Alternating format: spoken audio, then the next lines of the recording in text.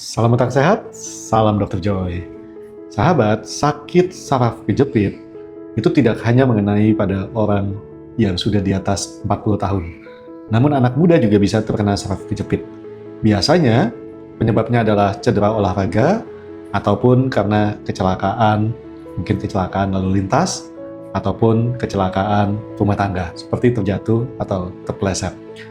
Nah, kisah kita kali ini adalah tentang seorang pemuda berusia 21 tahun yang mengalami nyeri hebat sekali yang menjalar dari punggung bawah sampai kaki sebelah kiri, ya, sampai betis, sampai menyulitkan dia untuk duduk, untuk berdiri, untuk berjalan, sangat sakit sekali. Perkenalkan, nama saya Ersa Satya Mitra, umur 21 tahun, asal saya dari Jakarta. Kurang lebih 1 bulan kecelakaan motor, dan mungkin untuk aktivitas berat bisa juga mempengaruhi, kayak saya sering angkat-angkat barang berat dari lantai 1 ke lantai 2. Yang bagian paling terasa nyeri itu di bagian bokong sebelah kiri, hamstring, sampai ke betis. Dan itu sangat-sangat mengganggu aktivitas selama saya ada perkuliahan, entah itu kesibukan di luar rumah, sangat-sangat mengganggu sekali rasanya. Ternyata setelah ditelusuri, penyebabnya dimulai dari pada saat dia terjatuh dari sepeda motor. Nah, itu menjadi titik penting. Setelah terjatuh dari sepeda motor, pemuda ini mengeluhkan nyeri punggung yang semakin lama semakin berat dan akhirnya menjalar. Sebelum bertemu Dr. Joy, saya pernah ke dokter untuk periksa, nggak ada tertuju ke HNP, melainkan radang tulang belakang. Akhirnya di situ tindakan untuk mengobati hal tersebut dengan disuntik di bagian belakang. Setelah disuntik, seminggu kemudian tidak ada perubahan sama sekali. Akhirnya coba buat MRI. Yang ngebuat jadi ke dokter Joy itu gara-gara setelah dari dokter ini disuntik tidak kunjung sembuh, akhirnya coba cek MRI yang pertama, karena rasa sakitnya sama dengan apa yang mama saya alami setahun yang lalu. Akhirnya konsullah ke Dr. Joy.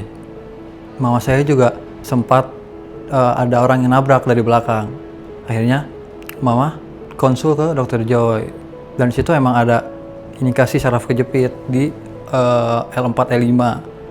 Setelah dilakukan pemeriksaan, ternyata positif pemeriksaan klinisnya menunjukkan adanya saraf kejepit di level lumbar. MRI mengkonfirmasi adanya HNP L4, L5 yang besar sekali. Nah, ini adalah kas HNP yang disebabkan karena adanya cedera atau kecelakaan.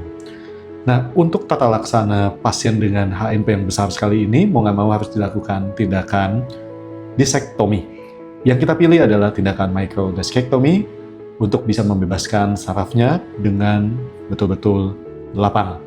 Yang pasti ada sih, yang pasti ada kekhawatiran dan juga rasa takut untuk operasi, apalagi pertama kali operasi gitu di umur yang masih 21 tahun ini. Dan ya kalau nggak operasi gimana mau sembuh, gimana mau enak menjalani aktivitas kayak biasanya. Nah, jadi akibat jatuh tersebut menyebabkan bantalan tulang punggung itu keluar dan menjepit saraf tulang punggung, sehingga mengakibatkan nyeri yang sangat hebat yang menyebabkan pasien ini tidak bisa berjalan, tidak bisa mengangkat kaki. Sangat sakit sekali. Ini adalah, lihat, saraf yang kejepit dan ini bantalan yang keluar, ya. Nah, kalau lihat pada level ini, nah ini yang sebelah kiri, kaki sebelah kirinya sakit sekali. Sehingga ini yang nanti akan dibebaskan. Untuk pasien, berdoa, kita mulai. Berdoa selesai.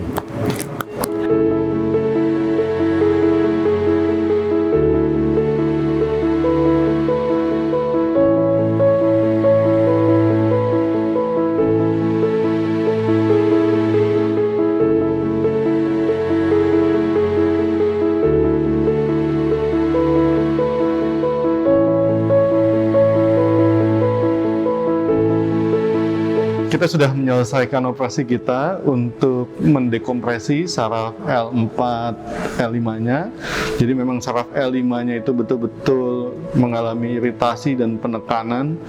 Jadi wajar kalau sakit sekali, tapi kita sudah bebaskan bantalannya yang menekan saraf itu. Sudah kita kikis dan kita buang sampai sarafnya betul-betul bebas. Sehingga moga-moga nantinya ya nyerinya bisa membaik dan pasiennya bisa kembali seperti sedia kala ya, dan bisa beraktivitas. Baik, terima kasih. Setelah bangun dari operasi, pertama yang ngerasain tuh kayak coba buat berdiri kan. Biasanya tuh kalau diproses dari tiduran ke berdiri itu pasti ada rasa nyeri dari hamstring sampai ke paha, ke betis, pasti nyeri. Cuma setelah operasi langsung berdiri, tidak ada rasa nyeri sama sekali, dan dipakai jalan pun normal, nggak pincang-pincang kayak sebelum dioperasi. 2 jam pasca operasi, lihat. Udah aman kan? Aman. Udah bisa jalan-jalan. Coba jalan, bawa aja. Pusing. Nah, ini dia. 2 jam pasca operasi, sakitnya udah hilang ya? Udah hilang. Sakitnya udah hilang dan sudah bisa berjalan.